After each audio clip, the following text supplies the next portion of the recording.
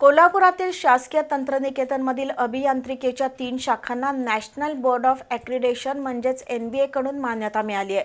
तसंच या अभ्यासक्रमांना 2028 पर्यंत मुदतवाढ देण्यात आली आहे, अशी माहिती प्राचार्य कॅप्टन डॉक्टर नितीन सोनजगे यांनी दिली। या अभ्यासक्रमामुळे विद्यार्थ्यांना देशभरातील प्रतिष्ठित कंपन्यांमध्ये नोकरीची संधी उपलब्ध होणार असल्याचं सोनजगे यांनी सांगितलं।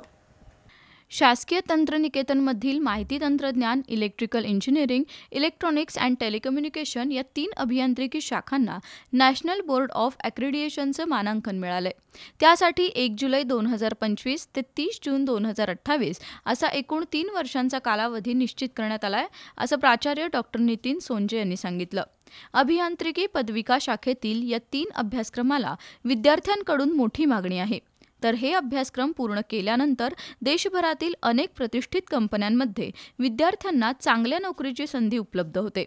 या 3ही अभ्यासक्रमांना मान्यता आणि मुदतवाढ मिळण्यासाठी डॉक्टर विनोद मोहितकर, DV जाधव यांचं मार्गदर्शन मिळालं।